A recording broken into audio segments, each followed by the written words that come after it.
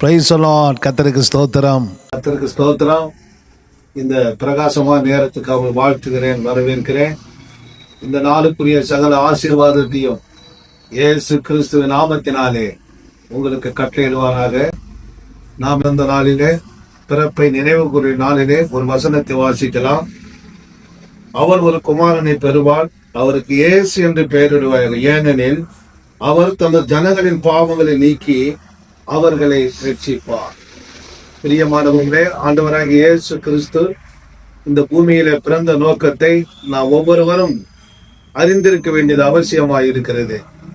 அதுல முதலாவது, ஆண்டவராகிய இயேசு கிறிஸ்து பிறந்த நோக்கம் ஜனங்களுடைய பாவங்களை நீக்கி ரட்சிக்கிறவராக, அவருடைய சாபங்களை நீக்கி அவர்களை ரட்சிக்கிறவராக, வியாதிகளை நீக்கி ரட்சிக்கிறவராக, அவர்களுக்கு சமாதானத்தை கொடுத்து, சந்தோஷத்தை கொடுத்து, ஆறுதலை கொடுத்து ரட்சிக்கிறவராக, ஒவ்வொரு மனுக்குலத்தின் மேல் அன்பு வைத்து அவர் நமக்காக பிறந்து இந்த பூமியில 2025 ஆண்டுகள் ஆன பிறகும் இன்றைக்கும் நம்முடைய பாவங்களை ரட்சிக்கும்படி அவர் இன்றைக்கும் உங்களை அழைக்கிறார்.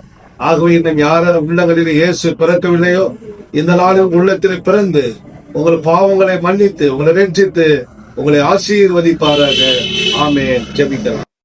பிறப்பை நினைவு கூறக்கூடிய நாட்களிலே எல்லாருடைய பாவங்களை நீக்கி ரட்சிக்கும்படியாக மனுவாக வந்த கர்த்தர் இந்த நாள் இந்த காணொலி மூலம் பார்க்கிற ஒவ்வொருடைய பாவங்களையும் நீக்கி, வியாதிகளை நீக்கி, பலவீனத்தை நீக்கி, ஆண்டவருடைய குறைவுகளை நீக்கி அவர் ரட்சித்து ஆசீர்வதிக்க வேண்டும் என்று அருமை இரட்சகர் இயேசு மூலம் வேண்டிக் கொள்கிறோம்.